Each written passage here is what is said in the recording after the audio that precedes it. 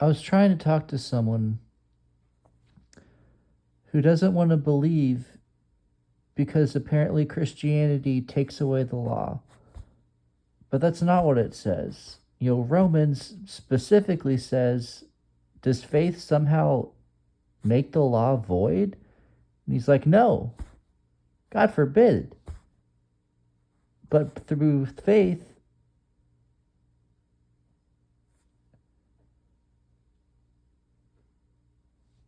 anyways, he says no.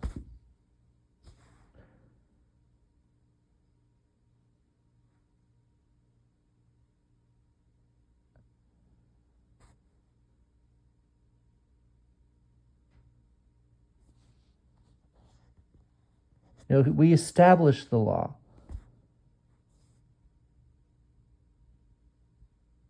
And that's another thing, because I think I said some wrong things.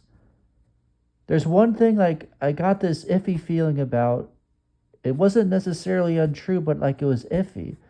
And I think I'm still trying to fully understand that. I'm not sure if I want to even say it right now, but the other thing that I did say is because I got confused. Because I know James says that Abraham was justified by his faith by offering to sacrifice his son. So, and I guess I didn't really recall the exact verbiage of what happened back in the Old Testament, which actually says, the New Testament quotes the Old Testament, but in the New Testament, when it quotes that verse, it then talks about the faith Abraham, he was justified because he actually offered to sacrifice his son. And for some reason, I thought that meant when the Old Testament says Abraham believed God and it was counted to him as righteousness.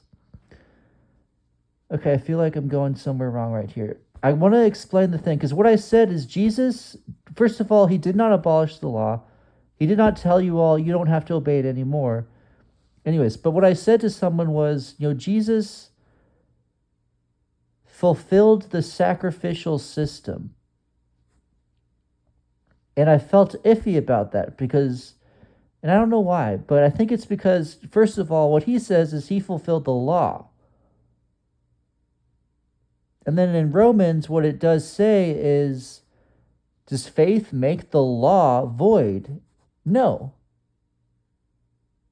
But we establish the law by our faith, or through faith. By our faith is we actually establish the law.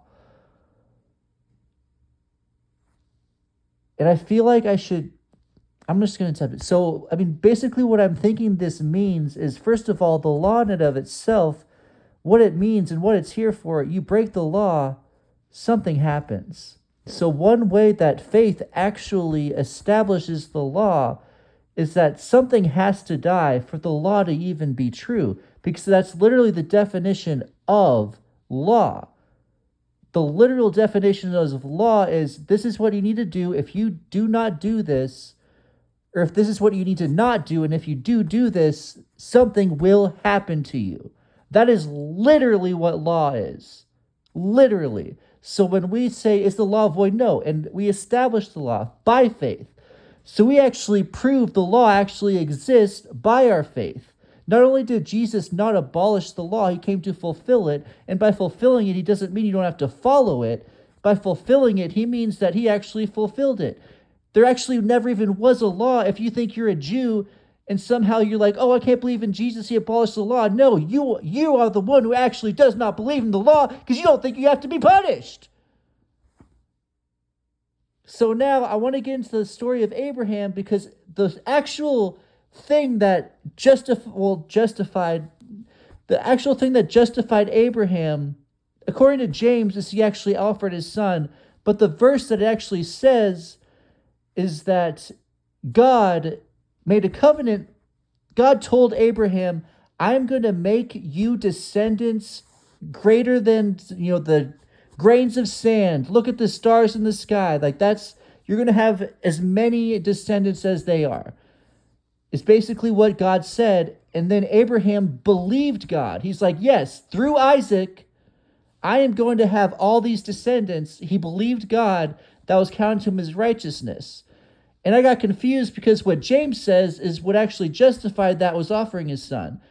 So I guess I didn't really remember exactly, anyways, but the Old Testament, what God actually told him and he then believed was just that he would have all of these descendants.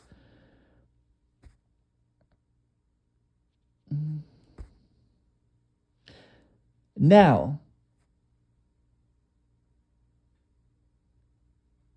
God actually lied to Abraham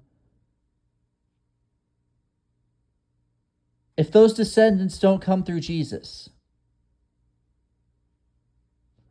Because what we now have today is Islam with over, last I checked, at least 1.8 billion, probably more than that, Muslims. We have like 15 million Jews.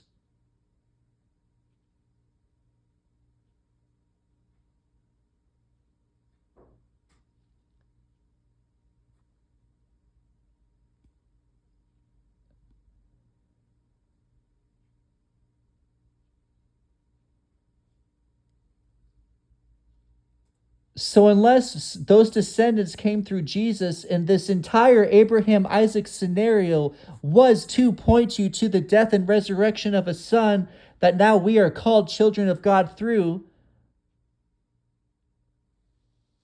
then none of this makes any sense. And now what James says actually happened is Abraham proved he believed God. I don't want to get into like this faith versus works thing right now.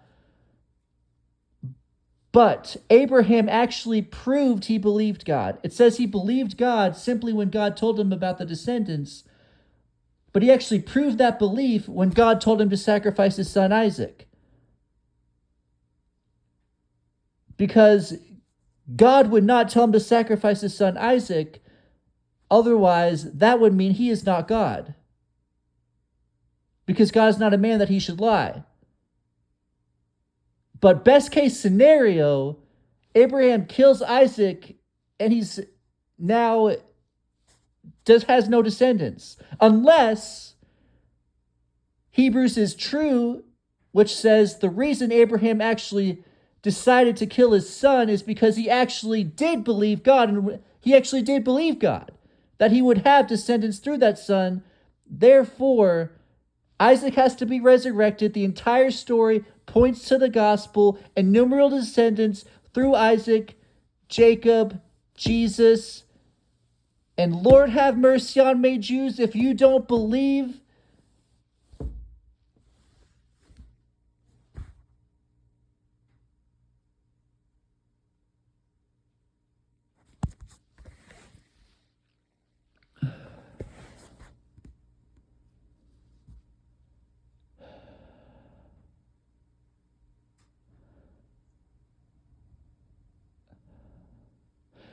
To be quite honest with you, I almost want to be like, yo, President, stop helping the Jews. Why are we doing this? What even makes us do this?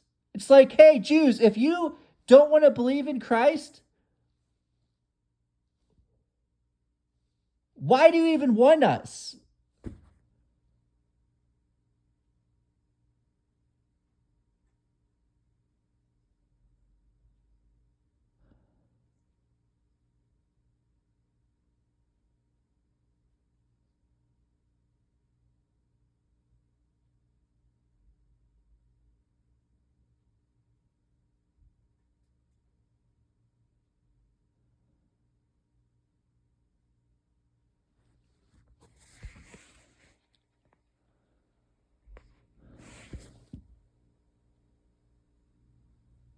Muslims are literally, they want to destroy you.